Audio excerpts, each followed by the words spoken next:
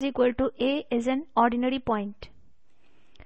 In this example, we have to find a power series solution in powers of x of the given differential equation, which is 1 minus x square d2y upon dx square minus 2x dy upon dx plus 2y is equal to 0. So the given differential equation is this one, 1 minus x square d square y upon dx square minus 2x dy upon dx plus 2y is equal to 0.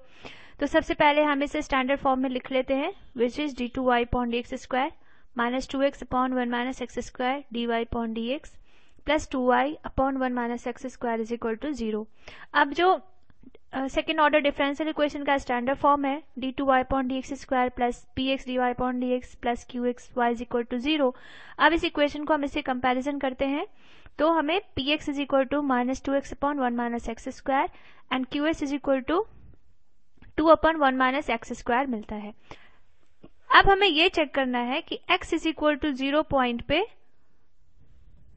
वो ये ordinary point है या फिर singular point है. तो check करने के लिए जो हमारा प्रोसीजर है, जो हमारा प्रोसीजर है वो है px is equal to minus 2x upon 1 minus x square qs is 2 upon 1 minus x square. तो अगर हम x टेंड्स टू 0 पे इसकी लिमिट लेकर px को देखें तो ये आता है 0 which is a finite quantity. Second, अगर हम same limit x tends to 0 qx के लिए लें तो ये वैल्यू आती है 2 which is also finite quantity. Since both are finite, so px and qx both are analytic at x is equal to 0 and hence x is equal to 0 is an ordinary point.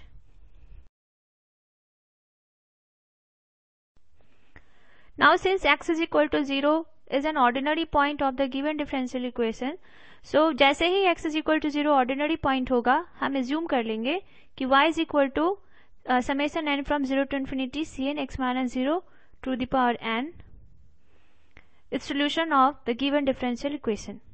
Now differentiating it with respect to x, dy upon dx is equal to summation n from 0 to infinity cn n x to the power n minus 1. अब n is equal to 0 के लिए first term की value 0 हो जाएगी, सो हमने ये summation n is equal to 1 से infinity लिया है. सो summation n from 1 to infinity cn into n x to the power n minus 1.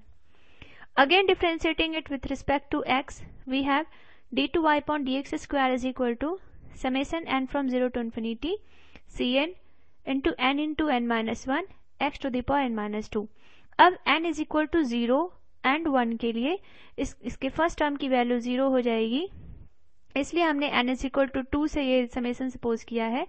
Summation from n is equal to 2 to infinity cn into n minus 1 x to the power n minus 2.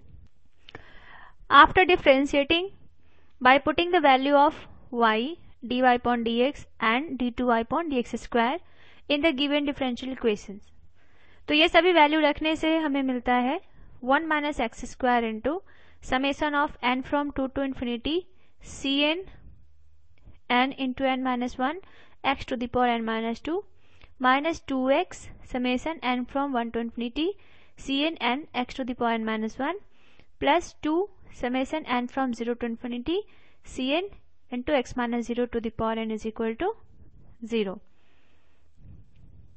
Now by multiplying 1 with this power series we have this term.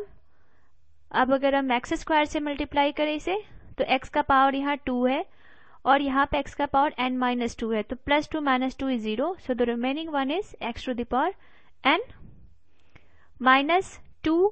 अगर हम इस x को summation के अंदर ले लें तो यहाँ x का पावर n minus 1 है. अब x का power 1 and minus 1 is 0, so remaining one is x to the power n here and plus 2 summation n from 0 to infinity cn x to the power n is equal to 0. Now we know what's the rule कि इसमें दो condition है कि जो जितने भी summation है, summation indices should be same, और सेकंड कंडीशन है कि जो x का पावर है वो सब में एक जैसा होना चाहिए. तो फर्स्ट में अगर हम समेशन इंडाइसेस सेम करें n इज इक्वल टू 0 से स्टार्ट करें तो x का पावर डिफरेंट हो रहा है, इसलिए हम फर्स्ट टर्म को एज इट इज छोड़ रहे हैं फर्स्ट सीरीज को. अब सेकेंड, थर्ड, फोर्थ सीरीज में x का पावर सेम है, x to the power n है और इसलिए हमने n is equal to 0 to infinity लिया है। इससे कोई फर्क नहीं पड़ेगा क्योंकि फर्स्ट के टर्म 0 है, सेकेंड एक्सपेंशन भी 0 है। तो अगर हम ये summation n is equal to 0 से इन्फिनिटी ले लें तो इससे कोई फर्क नहीं पड़ेगा। अब हम देख रहे हैं कि जो ये 3 पावर सीरीज है इन सभी का समेशन इंडाइसिस भी सेम है और x का पावर भी सेम है। तो अब जो हमने मेथड सीखा था कि पावर सीरीज को कैसे ऐड करते हैं, तो उस मेथड से हम अब इस पावर सीरीज को और इस पावर सीरीज को ऐड करेंगे। तो जैसा हम पहले ही पढ़ चुके हैं कि दो पावर सीरीज को हम कैसे ऐड करते हैं। तो अब यहाँ पे हमारा x का पावर यहाँ पे n-2 है तो इसे हम k सपोज कर लेंगे। सेकेंड सीरीज में x का पावर n है, इसे हम k सपोज कर लेंगे।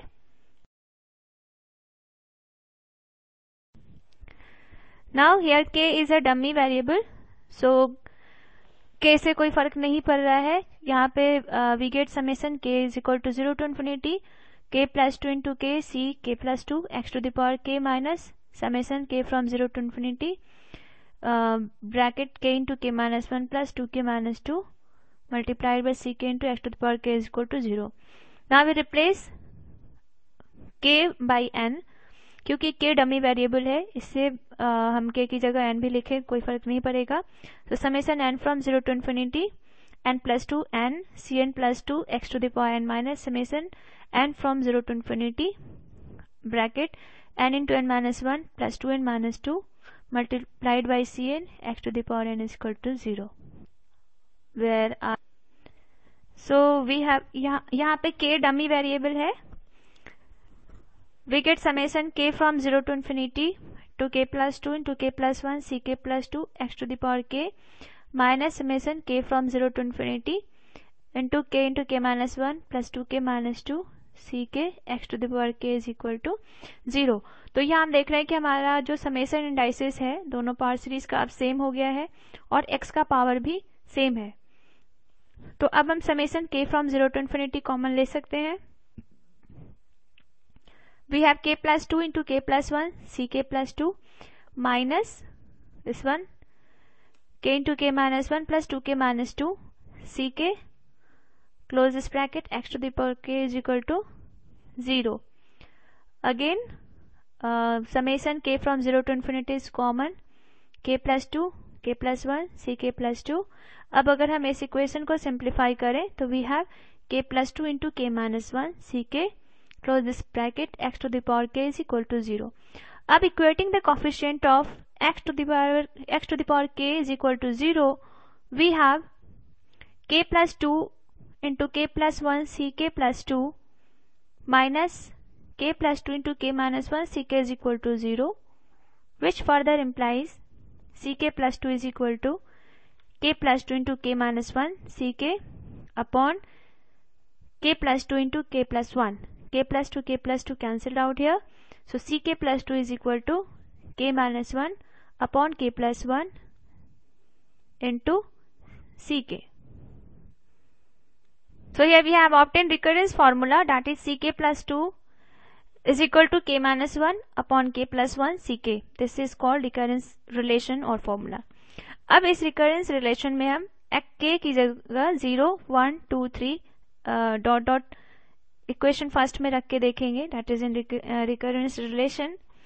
सो we have C2 is equal to, अगर हम k इज इक्वल टू 0 रखें तो this is C2 is equal to 0 minus 1 upon 0 plus 1 into C0। So this is minus 1 upon 1 C0। So C2 is equal to minus C0। ये क्या हो गया गुल्लू? हाँ तुम्हारा वो पेन था मोड में, पेन मोड में नहीं आया था, रिकॉर्डिंग भी कर ली और तो ये तुम किए। So C2 is equal to minus 1 upon 1 C0, C2 is equal to minus C0। Similarly अगर हम k की जगह 1 रख के देखें तो C3 इज इक्वल टू हो जाएगा 1 minus 1 is 0, 0 upon 2 into C0। So C3 is 0। C4 मतलब अगर हम k की जगह 2 रखें तो C4 is equal to 2 minus 1 upon 2 plus 1, that is 1 upon 3। So C4 is equal to 1 upon 3 minus C0. Similarly, in similar way we can find C5, C6 and this constant. Now by putting these all value of C1, C2, C3 dot dot dot Cn in our assumed solution which we have assumed already, which is y is equal to summation n from 0 to infinity Cn x to the power n. अब हम अगर इसका expansion करें n is equal to 0, 1, 2, 3, 4 रखें तो हमें मिलेगा C0 plus C1x plus C2x square plus C3x cube plus C4x to the power 4 plus dot dot. अब C0 प्लस C1x ऐसे ही रखेंगे. अब C2 की वैल्यू था हमारा माइनस C0, तो C2 की जगह हमने माइनस C0 रखा और C3 की वैल्यू थी 0, तो C3 की जगह 0, C4 की जगह minus 1.3 C0 plus 0 into x to the power 5 minus dot dot. इस तरह से जो भी वैल्यू हमने कांस्टेंट वैल्यू ऑब्टेन किया था वो इसमें रखेंगे. अब जो C0 के साथ कॉमन